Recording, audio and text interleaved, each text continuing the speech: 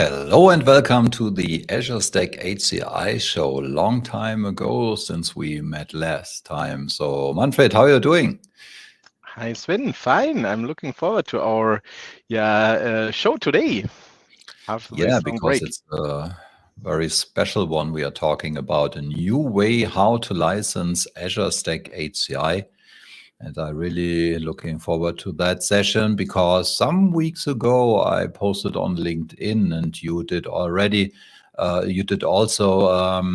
that there will be a new licensing option for Azure Stack HCI that is brought to you by the hardware vendor.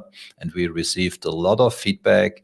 And it looks like that a lot of people are looking forward to have this kind of SKU. And today we will go into the details and we will explain how this Azure Stack HCI license will work. So as always, if you have questions, please don't hesitate. Type them into the chat window and we try to answer them immediately. Good. So let's start with the new OEM license. So first of all, we would like to have a short overview about the two types of licensing we already had in market to understand a little bit better what the difference is between these three licensing types. So the first one is the simplest one. So on this platform architecture, you can see that we have a hardware that has to be validated by the vendor. You purchase this Azure Stack HCI hardware, and on top of that hardware, pre-installed or not pre-installed, doesn't make a difference, you are running the Azure Stack HCI operating system. And the first licensing is only about this operating system. You are licensing the operating system that includes storage spaces direct and Hyper-V and software-defined network. And on top of this operating system, you can have virtual machines, you can have Azure Kubernetes services with containers, Arc-enabled data services, and you run your virtual machine applications as on any other platform. But the licensing is only for the HCI operating system. Anything else on top of that has to be licensed separately. And this license is called the pay-as-you-go license. So it's $10 per physical active core per month. So active is very important because when you deactivate some of your physical cores, you do not have to pay for them.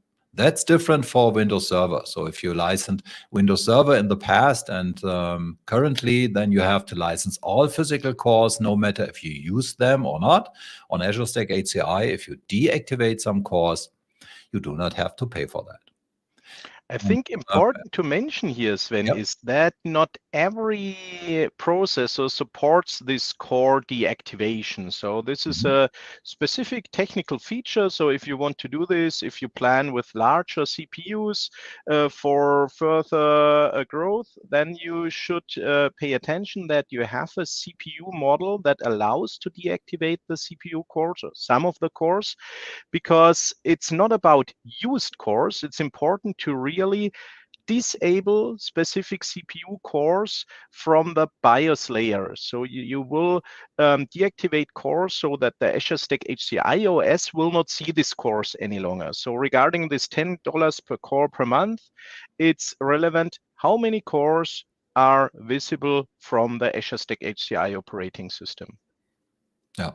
And when you're using Azure Stack HCI, you need an Azure tenant as well because you connect Azure Stack HCI node or cluster with Azure, and then this generates Azure consumed revenue. And this revenue is $10 per month. So if you have any Azure rebates, because you have a contract, and it's important to understand that these rebates apply for this $10 as well. So for example, you get 20% rebate for any Azure consumption. You only have to pay $8. And no hidden costs are relevant for this Azure Stack HCI operating system. So Microsoft does not does not charge any traffic or storage usage or anything like that. It's really only the physical processor you use, and this has to be paid by $10 per physical core per month. So the second licensing type is the Azure Hybrid Benefit. I think most of you already have heard about that. That's a very interesting licensing type that includes the Azure Stack HCI operating system and the Windows guest operating system. These arrows are green because it's unlimited. So you have unlimited access to Azure Stack HCI. You have unlimited access to Windows guest operating system. So you can run as many as you want to. So the only limitation is by your hardware, not by the licensing. Then there's a yellow arrow on AKS. Azure Kubernetes Services can be run on that as well, but there's a limitation. We will talk about that in a minute. And you can run Windows Server Azure VMs, and you get a benefit, but there's a limitation as well, and we will cover that in a minute also. So first of all, to understand what Azure Hybrid Benefits is, it's a benefit that makes or that brings benefits from your on-premises infrastructure to your Azure infrastructure or your Azure hybrid infrastructure. Let's say Azure Stack HCI is part of the Azure infrastructure. It's the on-premises part of the Azure hybrid infrastructure, and these benefits bring the Azure hybrid benefits bring benefits to both, to the on-premises part, so your Azure Stack HCI infrastructure, then to the cloud part, so if you're using Azure VMs, and for containers as well. And to get this Azure hybrid benefits, you need Windows Server Data Center Edition plus an active software assurance. There's an alternative. You can have a Windows Server Data Center subscription, for example, through the Cloud Solution Provider program. So a subscription is a license for accessing evergreen versions. So you get all the updates included. And if you have software assurance, it's very similar to that. So these two things give you access to the Azure hybrid benefits. And if you have these types of licensing, then you have the three benefits we already talked about. Let's start with the containers. There was a yellow arrow, and the reason for that is because it's limited. It's limited to the licensed physical cores. So let's take an example. You have a 3-node cluster. Each cluster has 24 cores. So all up, you have 72 cores in this 3-node cluster. If all these 72 cores are licensed by Windows Server Data Center and software assurance, you have access to the Azure hybrid benefit. And now you can use on this licensed cluster Azure Kubernetes services without getting charged, but only for 72 virtual CPUs. If you use more than these 72 virtual CPUs, you will be charged for the difference between the 72 and the ones you're using. That's why the arrow was yellow.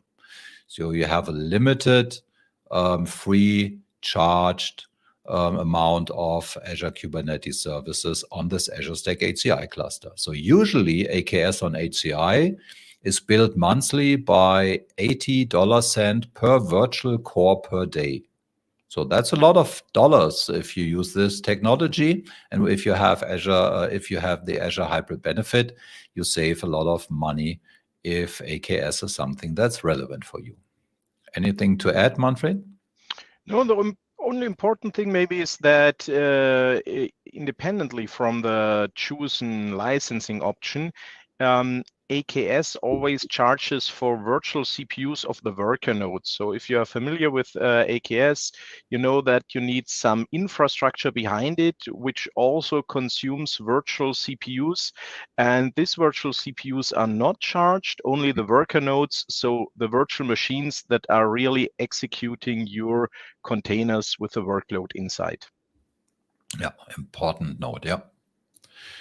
And the second benefit is the cloud benefit. So the benefit in Azure.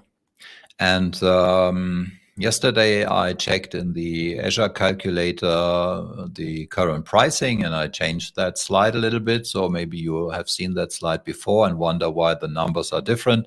So yesterday, I checked it in Western Europe, and these are the prices. So I choose an 8-core virtual machine on Azure, and you can see there are 2 components of the price. So one is the compute, storage, everything that's the physical machine. You have to pay for $330 per month, and you have to pay for the guest operating system, so Windows Server. It's around about $270 per month. So all up, you pay $600 for your virtual machine. And you have the option to activate the Azure Hybrid benefit. If you activate the Azure Hybrid benefit, and to do that, you have to have Windows Server Data Center plus Software Assurance on Azure Stack HCI, or you have to have the Windows Server Data Center subscription on Azure Stack HCI. Then you can activate the Azure Hybrid benefit, and you save the $286 per month for one virtual machine. And this virtual machine has 8 cores. So in the example of a 3-node cluster with all up 72 cores, you could click the Azure Hybrid benefit for 9 virtual machines. Each virtual machines have to have a minimum of 8 virtual cores at the moment. So you can save a lot of dollars by activating the Azure Hybrid benefit on Azure as well.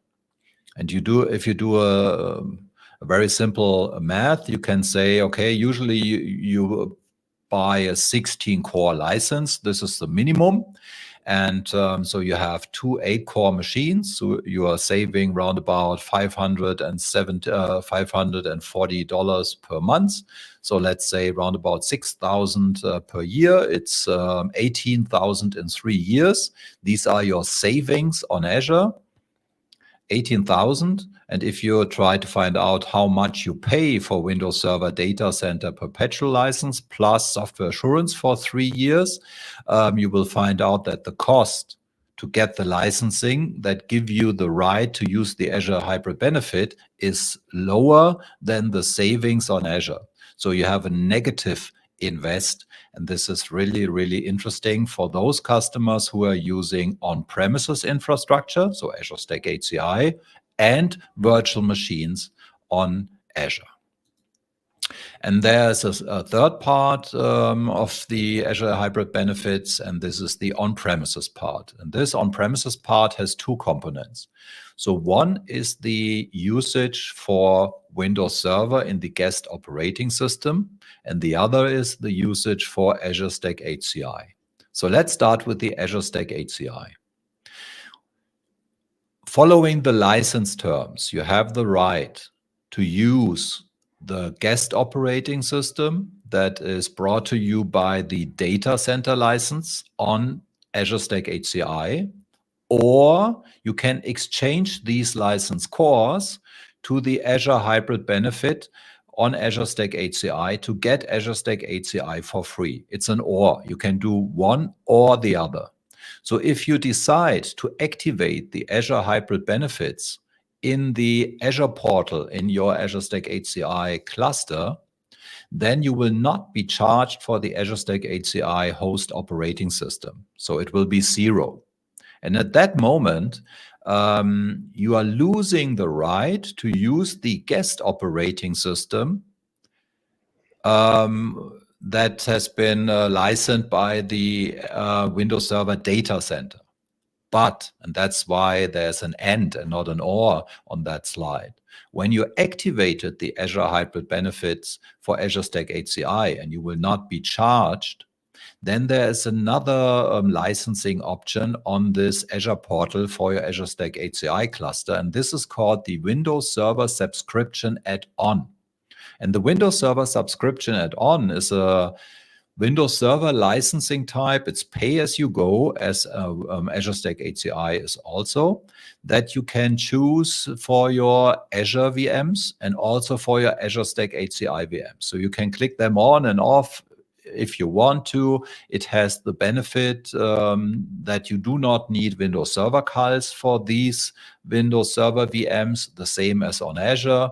And some things like hot patching are included in this Windows Server Azure edition, where you get access to when you have the Windows Server subscription add-on. And this Windows Server subscription add-on usually costs around about $23 per physical core per month. You have to license all the physical cores on your Azure Stack HCI cluster.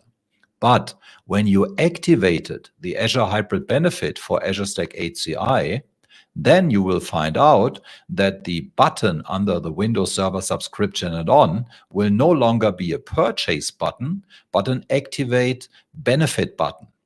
So you can activate the Azure Hybrid benefits, the Windows Server subscription add-on, and then you get back again the right to use unlimited virtual machines with Windows Server on Azure Stack HCI, including the Azure edition, including the benefit that you do not need CALs, including the benefit that you get hot patching if you choose to install the Windows Server Azure edition. And that's really a great benefit. So you have Azure Stack HCI for free. You have AKS for free for the amount of physical cores you licensed on Azure Stack HCI. You have the option to use Windows Server VMs and not to pay for the guest operating system. And you have unlimited rights to run Windows Server in the guest operating systems on Azure Stack HCI at the same time, including the benefits that are brought to you by the Windows Server subscription add-on. So a lot of benefits, Manfred, isn't it? Yeah, absolutely, absolutely. And the interesting thing is the technique behind it, because when we start using virtual machines, it's always important to think about how the activation works. And if we use Hyper-V natively in the Data Center Edition, we know there's a feature that's called automatic virtual machine activation that activates VMs. On other hypervisors, this is sometimes a challenge, the activation, not the licensing. There we have different options, but the activation. And in Azure Stack HCI, we have a special service, and it's called attestation service that does the activation. And so we don't have to care about this when we have the Windows Server subscription activated. So what Sven described from the licensing part, if you activate this option, you don't have to care about your machines with the activation. There was an issue with this activation component in the last weeks, but this is fixed now. So if you have seen on your Azure Stack HCI cluster that your virtual machine might not have been activated, then it should work now with the latest updates. The important thing is that the idea is that we don't have to deal with any activation mechanisms, because this is done based on the infrastructure that exists with Azure Stack HCI. Exactly. So let's switch now to the new Azure Stack HCI OEM license. You can find the first documentation on learn.microsoft. So at the moment it's called preview. I don't know why it's preview, because the license is available very soon. So this month, the hardware vendors will offer you that license. The only hardware vendors that are eligible to do that at the moment are HPE, Dell, and Lenovo. And all these will bring the license to you in August. So if you want to know exactly what the pricing is, when it will be available, maybe not all the certified hardwares will have it available from day one. So for all the details, please reach out to your hardware vendor, and they can answer you that question. After my vacation, so in September, I agreed with all the 3 hardware vendors to have an Azure Stack HCI OEM license session that is specific for this hardware vendor. So in these sessions, we will talk a little bit about the price structure, and we will talk about the process, how to buy this license.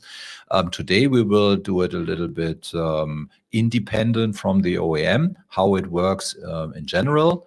But in these sessions, we will go into the details. We will have screenshots or live demos in the ordering process. So that's a little bit more in detail. Okay, so again, we will have a look at our platform architecture, and we can see that the new license brings you Azure Stack HCI with the green arrow, so unlimited. It brings you Azure Kubernetes services, same as the Azure Hybrid Benefit, but now we have a green arrow. So what does this mean? We will talk about that soon. And we will bring you Windows Server Guest Operating System. This arrow is yellow. Why? We will talk about that in a minute as well. But there's no arrow at Windows Azure, Microsoft Azure. So the Azure VMs are not included into that news queue. Okay, so here you can see what is included in the Azure Stack HCI OEM license. You have Azure Stack HCI, $0, no charging over from month to month. It's a prepaid license. So the OEM license is a prepaid one. You pay once, and then you get Azure Stack HCI for free. For how long? We will talk about that a little bit later. Azure Kubernetes service is included as well. And the good thing is that it's unlimited. So no matter how many physical cores you license with the Azure Stack HCI OEM license, you have unlimited virtual CPUs for Azure Kubernetes services. So it's a benefit of the OEM license compared to the Azure Hybrid Benefit that is limited to the physical cores. Now the reason why the arrow was yellow on the Windows Server Guest Operating System part, because the Azure Stack HCI OEM license has a version. So the release version will be 2022. So when Windows Server 2025 will be in market, there will be an Azure Stack HCI OEM license available with Windows Server Data Center 2025. But when you buy this license is always limited to the version you bought plus older version. So you have downgrade rights as always with Windows Server, but you do not have upgrade rights because software assurance is not included in the Azure Stack HCI OEM license. And that's the reason why Azure Hybrid Benefit is not included in the Azure Stack HCI OEM license. So you have one price, you pay once, for Azure Stack HCI usage, unlimited, Azure Kubernetes services, unlimited, and Windows Server Data Center guest VMs, unlimited, but limited to the version you bought. And if you want to have a newer version of Windows Server, so let's say maybe next year in January, you buy this Azure Stack HCI OEM license with Windows Server 2025. And 3 years later, we will have Windows Server 2028. And you decide to bring this guest operating system version into your Azure Stack HCI. You already have licensed Windows Server Data Center 2025, but you are not allowed to use newer versions. So now you have the option to license your Azure Stack HCI cluster with Windows Server Data Center 2025. Then you can use the latest version, 28. You can use the latest version of Windows Server Data Center. And this is not impacting your Azure Stack HCI OEM license. So you still get access to Azure Stack HCI for free. You still get access to Azure Kubernetes services for free. And you upgraded your physical cluster with the latest version of Windows Server 2028. That's very similar with any other platform or any other license type. There will be no upgrade license from the Azure Stack HCI OEM license channel. So you will not have the opportunity to go to the OEM and say, I have the Azure Stack HCI OEM license, and now I want to have the right to use Windows Server 2028. That's not possible. So maybe this is changing in future, but as of today, it's not part of the roadmap. So the question is, when or why should we upgrade this Windows Server guest OS to a newer version? Because our host is Azure Stack HCI, and the host provides Hyper-V, storage spaces direct, and the software-defined networking, and the Azure Stack HCI OS is updated on a regular basis in this Azure Stack HCI OEM license. So I will receive the new Azure Stack HCI versions based on this license. So when we look into the past, Windows Server 2016, 2019, 2022, then we had new features exactly in this area. So Hyper-V, storage spaces direct, but this runs on the host. We didn't have changes, for example, in the area of Active Directory. So if we would have had this license a few years ago, I assume not so many customers would have asked for a new version of the guest OS because they used domain controllers, file servers, and things like this, and we didn't have changes there. With Windows Server 2025, we have also changes in Active Directory, so we have a new version there, so there are reasons to also upgrade the virtual machines to a newer version. But as you mentioned, there will be a Azure Stack HCI OEM license in the future that includes Windows Server 2025 usage rights.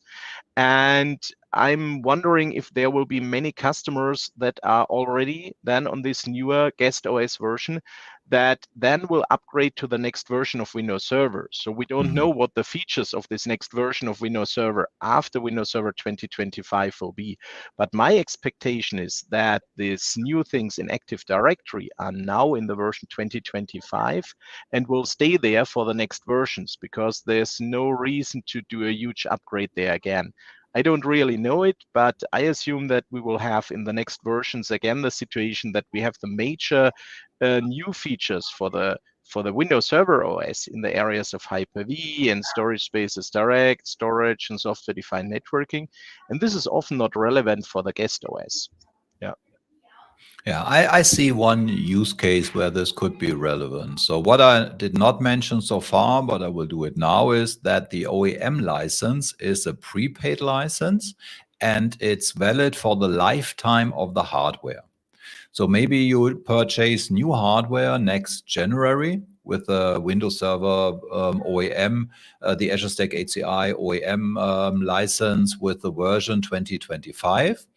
And now you want to run your hardware for, let's say, 7 years. So what I heard from the OEMs, that 7 years usually is a time frame where you get support for the hardware from the OEM. So you want to use it for 7 years. But there's one workload where you have a limitation of the operating system, and that is RDS.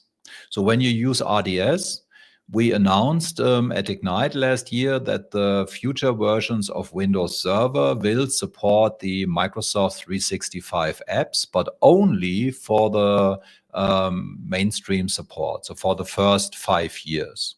So if you want to use the hardware for, let's say, 7 years, but you only have 5 years support of the Microsoft 365 apps on the version of the guest operating system, then you have a 2-year gap to close. Or maybe you buy Windows Server 2025 not next January, but maybe in 1 or 2 years. So the operating system is still the current version, but you only have 3 or 4 years left.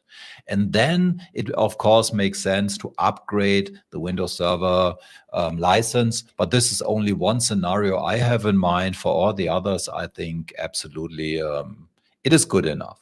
But maybe we will have a little bit cheaper upgrade path in future. We do not know, but it's not on the roadmap right now. And an interesting option for these RDS customers could be to think about using Azure Virtual Desktop. We have an additional cost for Azure Virtual Desktop in every Azure Stack HCI scenario. But from the technical perspective, this is the more interesting solution compared to RDS. So when I'm talking about RDS, I'm always telling the customers, you are safe, you can stay on RDS. It's not required that you move away from this service now. But when we look at this situation that we have a support time frame of maximum 5 years of this mainstream support, then maybe it could be easier to move to Azure Virtual Desktop, where we have an as a service thinking behind it, where we are usually using client operating systems that are updated on a regular basis.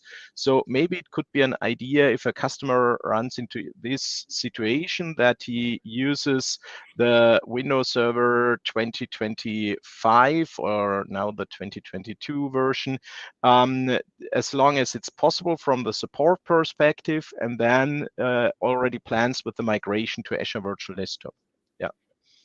So we have one comment about the mainstream support for 2022. That's absolutely right. This mainstream support is ending in some years, so only 2 years usage of the RDS benefit. But I don't think that so many customers will buy the Azure Stack HCI OEM license in the version 2022, as we all know that 2025 will be available soon.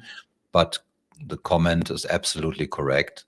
The 2022 has limited mainstream support, absolutely. Okay, let's go a little bit more into the details of the new OEM license. So first of all, it's important to understand it's only available through Dell, HPE, and Lenovo, and it's a pre-installed license. So you do not get any piece of paper. The license is part of the BIOS. It will be included during the production of the hardware, and the license will be automatically activated in Azure. So at the moment when you connect your node with Azure, Azure realizes that this license is included in the hardware, and the benefits will be activated automatically. A little bit later, I will show you how this looks on the Azure portal. And so it's a pre-installed license, no piece of paper. And that makes it very simple for a lot of customers. So let's think about retail customers with hundreds of stores. When they use this new license, they do not have to care about piece of paper or things like that. They do not have to match licenses with physical servers. It could be very tough to do that. If the license is included in the hardware, they do not have to care about that. That's it. So we have one more question. Are there plans to include other OEMs? Well, it depends. There are some limitations. How many revenue, how many units of Azure Stack HCI the OEM has to sell, how much revenue they guarantee to make with this new SKU and so on. And the barriers is very high at the moment. I think at the moment it makes sense to do a kind of test of the new license type with the 3 most relevant OEMs we have worldwide perspective in the market. And I think if this SKU is super successful, then we will extend it. And then there's one more question from Carl. What about the hardware binding in the EU? Does this, yeah, very good question. This was my question as well. The situation here is that you do not have a license. There is no piece of paper. There's no license you get. There's nothing you can unbundle from the hardware. There's no way to do that. And this is the reason why customers may have the right to unbundle licenses, but as the license is fixed to the hardware and it's impossible to unbundle this. So that's what our legal colleagues, of course, checked before we brought that license to market. So there's no way to unbundle it. Yeah, so and the reason, but it's not working. Yeah, and the reason for this situation in the EU is that the law says that if a software can be sold or was sold independently from the hardware at the beginning, then the customer has to be allowed to unbundle it afterwards. So we have a situation like this with the reseller option kit and the system builder license, the channel OEM, and so on. But this license is pre-installed. And as far as I know, today we already have the situation, if we have pre-installed software from any vendor, then this is not against the EU laws. So if it's factory pre-installed on a specific system and bound to this system, then this is fine that this hardware, the software is only allowed to be used on this specific hardware. Well, in the scenario of DOEM, so Windows Client or Windows Server, Manfred, it's pre-installed as well. But okay, you have a license that is attached to that to that hardware. And in the EU, it's allowed to unbundle this license from the hardware and to reuse it. But for this license, it's different because this license is not an attached license. It's an included license into the hardware. It's bundled with the hardware from the beginning. It's absolutely impossible to unattach it.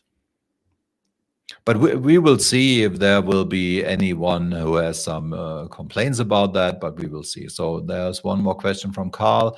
Upgrading the VM OS version also is about staying in mainstream support after release as we talk, and we have not, or do we require SA?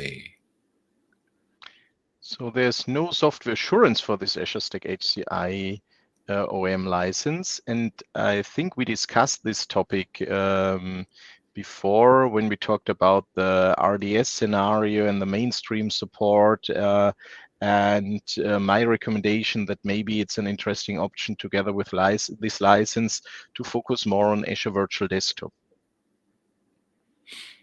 Yeah. But that's an interesting question about the SA. So this is something I do not have an answer for because the new SKU includes Windows Server Data Center. So maybe you are allowed to attach a software assurance for Windows Server Data Center 2022, 2025. And this is an eligible base license. This is something I have to find out. I guess yes, because why not? It's a license for Windows Server. But I'm not pretty sure. I try to find out this. And we have two more questions about the disaster or what happens if you change something. So this is something where you have to deal with your hardware vendor. I think when you have a huge issue with your hardware and the hardware has to be replaced, you're not losing your license. I don't think this is true. So please ask your hardware vendor how they deal with this. I think they will repair your hardware and the license will stay activated in the hardware. But if the hardware has to be replaced completely, then yeah, this is something what you have to deal with your OEM. We had a similar situation with Autopilot. So it's completely different from the technical perspective. But when you are using Autopilot on the client, you always also have the situation if the main board or the complete device is replaced, then it has a different ID. And then the Autopilot service had to be notified about this. And as far as I remember, when this Autopilot thing was very new, the processes were not clear at every OEM. So what Sven mentioned does absolutely make sense, that you talk to your preferred OEM about exactly the situation if they already have a process, because from the technical perspective, it would be no problem to pull the information from the old main board and bring it to a new one.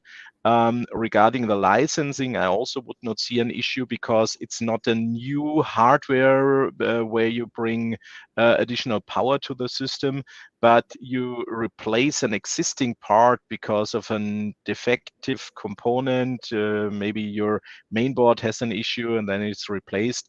But this is a thing the hardware vendors could answer. Yeah, but coming back to that question, so what is possible, for example, you buy hardware with, let's say, 16 cores, and you decide to change the CPU to 24 cores. So this was a question I had to my corp team as well, and the answer was the following. The OEM is offering base licenses with 16 cores, and there will be additional licenses available for 2 and 4 cores. The 16 cores is a pre-installed license on the hardware. So that's absolutely only available at point of sales or point of configuration. But the 2 and 4 nodes, as far as I understood it correctly, are after point of sales as well. So if you bought this OEM license and you are upgrading your CPU, you have the need for more cores, your OEM can sell you additional cores in the steps of 2 or 4, and then it's possible to do that. The activation in Azure is done automatically because Azure is not looking at the amount of physical cores on the hardware and the license cores in the BIOS. So it's only checking if this OEM license is available. If you change the hardware, it will run without any problems. So it's, as always, a licensing that's built on trust at Microsoft. And if you change your CPUs, you have to license additional cores, and these additional cores are available through the OEM license channel. How exactly it works, if it's a piece of paper and where you can buy it, we will find out in the sessions I will make with the hardware vendors. At the moment, I only know that they are available, but I do not know at what kind of license they are available. So then it's important that you have to license all cores, but this is something you do not have to care about, because when you activate the OEM license in your purchasing process, the OEM automatically will license you all the cores that are needed. And there are downgrade rights, but no upgrade rights, and CALs are not required. We already talked about that. It does not include reassignment rights or any transfer rights. So when you have Azure Hybrid Benefits, for example, or Windows Server in the EU, you can use the license on other hardware. This is absolutely not including any reassignment rights. It cannot be used for any commercial hosting services. So at the moment, commercial hosting is not supported anyhow, but we will see what the future will bring. But this license is not for commercial hosting services. And Windows Server license version specific, we talked about that. Mixed nodes are not supported. We will have some slides for that later. Can only sold with the hardware, not after. So not after point of sales, but that's not including the 2 and 4 nodes as far as I understood it correctly, and does not include Azure Hybrid Benefits. So that's the reason why the benefits in the Azure cloud are not included for this license. So there's one more question or comment from Carl. RDS and support during mainstream support of Windows Server requires SA, but not putting no, it does not require SA. So for the first 5 years of Windows Server, you have mainstream support, and then you can use Microsoft 365 on it. There's no software assurance needed. So the reason for that, I guess, is because maybe the team that is providing the Microsoft 365 apps is doing some changes that requires changes on the operating system as well. And Windows Server is a long-term services channel. Usually there are no changes in the operating system, but for the mainstream support, Microsoft guarantees that that the customer's applications are running on that operating system. And if an ISV is making changes on their solution, Microsoft says, then we will adjust the Microsoft operating system that it still works during the mainstream support. And why should we do adjustments on our operating system for third-party ISV solutions, but not for our own ones? And I think that's the reason why we said, okay, we will support Microsoft 365 apps on Windows Server in future, but this is not linked to software assurance existence or not. Okay, so the next slide is an overview about what is included in the new OEM SKU and what is included in Azure Hybrid Benefits. So that's a good summary.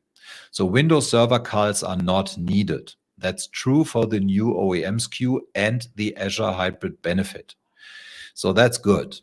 The reason for that is that the Windows Server subscription add-on is activated automatically when you use the new OEM SKU. We will have a screenshot a little bit later, but technically you have access to the Windows Server subscription add-on, and that includes the CALs or the exception that CALs are not needed. So that's true for both Hybrid Benefits and new OEM SKU. Windows Server Data Center guest VMs licenses version rights is available for both.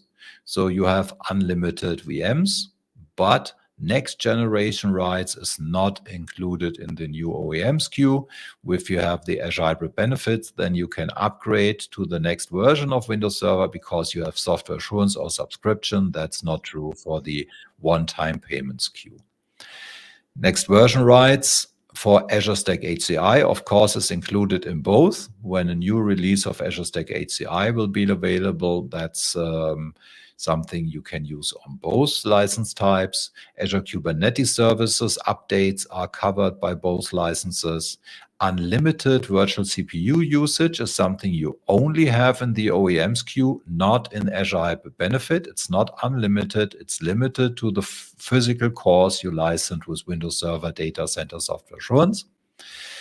Then you have hot patching in both scenarios included. To use hot patching, you need the Windows Server Azure Edition, and this edition is available for the OEM SKU as well. As I mentioned, the Windows Server subscription add-on is activated automatically from the technical perspective, though you are allowed to install the Azure Edition, and then you have hot patching included. Licensing transfer rights is not included, so the license is fixed to the hardware, to the lifetime of the hardware. There's no unbundling possible from the technical perspective. And with Azure Hybrid Benefit, of course, you can transfer the license to new hardware. Qualify for Azure Hybrid Benefits for Azure VMs, not included in the OEM SKU, but in the Azure Hybrid Benefits. So for those customers who have a huge amount of virtual machines on Azure with Windows Server, the Azure Hybrid Benefit is a perfect match because you save a lot of dollars. For those who do not have Azure VMs on Azure or covered their Azure Hybrid Benefits by other licenses and need additional licenses for Azure Stack HCI, for example, in the Edge, and no additional VMs are available on Azure, this new SKU could be very relevant because Azure VM benefits are no longer needed. With the OEM SKU, you have OEM support, not with Azure Hybrid Benefits. So what does this mean? When you have the OEM SKU, your first go-to person, if you have any issue with your Azure Stack HCI environment, is the OEM. level 1 support, and then we have level 2 support. It depends on what the issue is. If it's an issue that is more related to the hardware, then the OEM will cover this support. If it's more related to the operating system itself, the OEM will reach out to the to a Microsoft support. And if you have Azure Hybrid Benefit, your Microsoft support is your first contract from the beginning. One-time payment is only available with the new OEM SKU for the lifetime of the hardware. With Azure Hybrid Benefits, you purchase the Windows Server license one time, but the software assurance has to be refreshed. Or if you have a Windows Server subscription, of course, you have to pay for that on a monthly, yearly, or whatever basis you have agreed on. Cool. So there's one more comment or question. The regular price for 60 data center cores and OEM is blah, blah, blah. Any idea in which region the Azure Stack HCI OEM license will be? So you cannot compare the Azure Stack HCI OEM license with the data center OEM license, because the OEM license for Azure Stack HCI includes the Azure Stack HCI fee and the fee for Azure Kubernetes services as well. So if you want to compare two licensing types, you should compare the Azure Hybrid Benefit. So this is the OEM license, data center, for example, plus software assurance for, let's say, 6 years, because the Azure Stack HCI OEM license is the lifetime of the hardware, so 6-7 years. And this comparison will be made in sessions I will do with the OEMs, because at this point of time, I'm not able or allowed to talk about the pricing of the Azure Stack HCI OEM license, because this is not a pricing that is offered by Microsoft. It's offered by the hardware vendor, and they have different go-to-market approaches. And we will talk about that in this specific sessions, or you reach out immediately to your hardware vendor and they can answer you the question what their pricing is. Of course, there will be a rebate option depending on the size of the units you purchase, the contract you have with them. So there's not one price. It depends on your contract with the hardware vendors. So much I can say at the moment.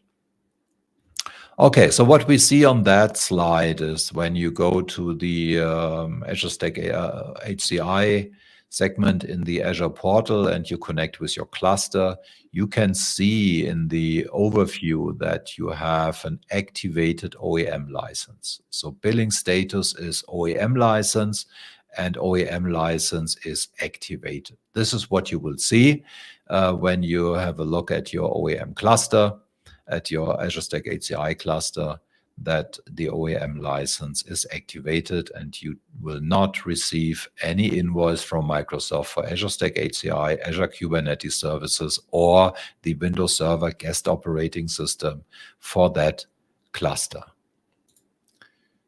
On the next slide, you can see how the configuration slide looks like. This is the one I shared with you at the Azure Hybrid Benefit section of this call. And now with the new OEM SKU, it looks a little bit different. So we have the Azure Hybrid Benefit. This was available in the Azure Hybrid Benefit as well. Then we have the Windows Server subscription add-on. So initially, the Azure Hybrid Benefit was above the Windows Server subscription. Now it's the opposite around, but it's the same. And we have an additional section, is the OEM license. And when you have the OEM license, you can see this section. You can see that the OEM license is activated. You can see that the Windows Server subscription is not applicable with the OEM license, so you cannot activate it. You cannot purchase it. The reason why you cannot do that is because it's already activated by default when you have the OEM license. And the Azure Hybrid Benefit is not applicable for OEM license as well, because the Azure Hybrid Benefit is activated by default when you have the OEM license. So when you see in the configuration part that you have the OEM license and you have a green activated button, then everything is fine. So there's one more comment from Carl. I find this quite confusing that we can use Azure Edition while not at all the Windows Server add-on subscription or rights of the Windows Server. Oh, you can use all the rights of the Windows Server subscription. So the rights of the Windows Server subscription gives you the right to use unlimited VMs on your physical cluster.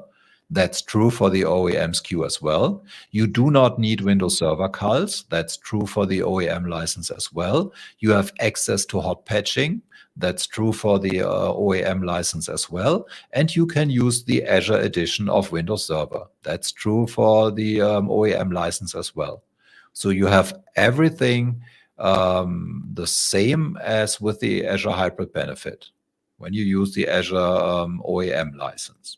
That's absolutely the same. The only thing you are not allowed to do is to run virtual machines on Azure and do not pay for the guest operating system, but this has nothing to do with the Windows Server add-on subscription.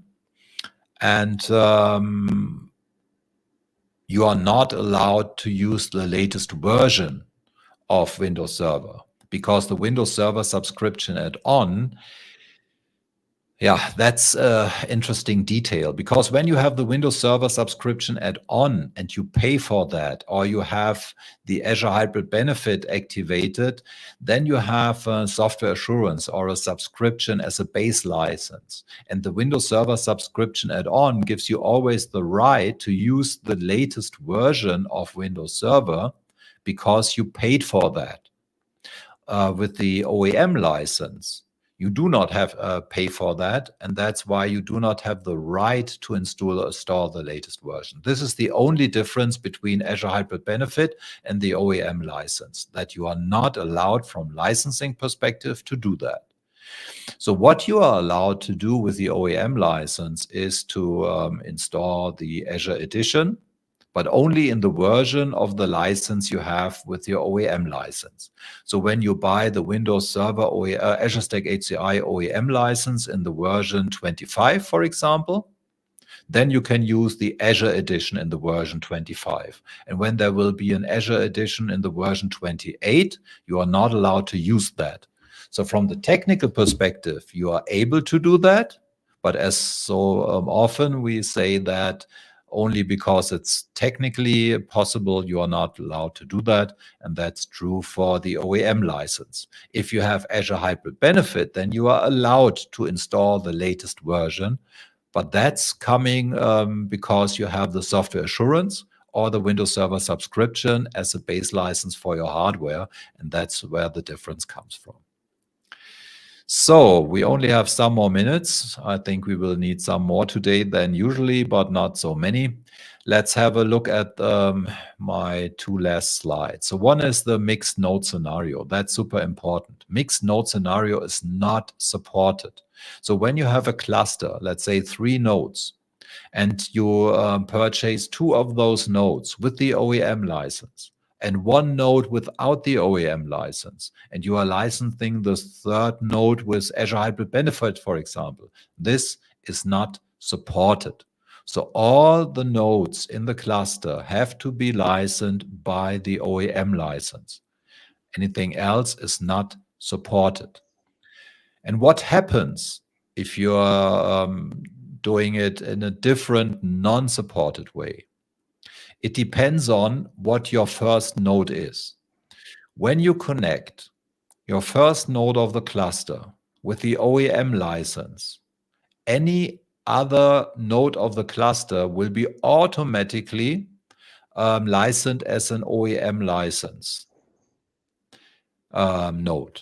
If the first node of your new cluster will be activated through Azure, through the Azure subscription, or Azure Hybrid Benefit, or anything like that, all additional nodes that will be added to that cluster will have the same type of licenses.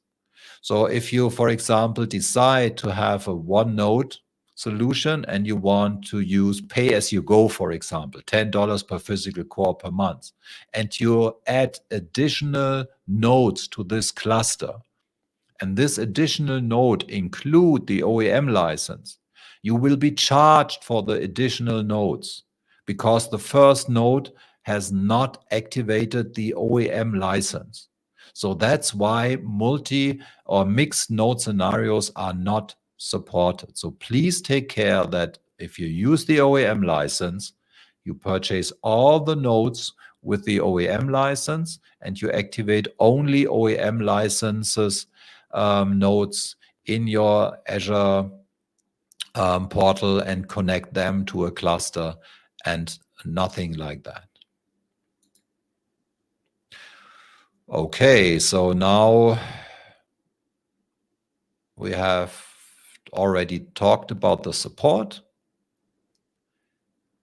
Segmentation, target customers, this is really my last slide. So we do not have a lot of time today to talk about the target group for that SKU. But what we can say is, if the customer has already access to Azure Hybrid Benefits, so software assurance or CSP subscription, for example, this licensing brings a lot of benefit, especially for those who have Azure VMs as well. So this is not really the target group of the OEM license.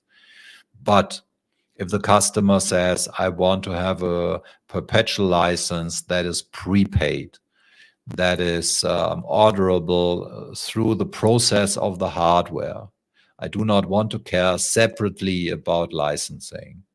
I want to have this as a kind of complete service through the OEM, from the hardware to the license.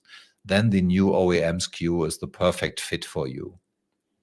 At the end, it's a question about pricing. This is what you have to negotiate with your OEM. What is your pricing for the OEM SKU? What will be the alternative to use Windows Server Data Center plus software assurance? But from the purchasing process, the new OEM SKU is the simplest one. You do not have to care about any licenses. You do not have to keep any licenses because there's no piece of paper, nothing you have to care about. So super simple. And I think we will have a lot of discussions about the new OEM and target group in future. But for now, this is all I can share. This is all I know so far. So let's close this session and let's highlight our next show. The Azure Stack HCI Show will be back in September. So now we have holidays. And next show will be September 13th. I think this will be a super technical show and 95% covered by Manfred. Today I had a little bit more speak time as usual. Hopefully it was not too boring for you, Manfred.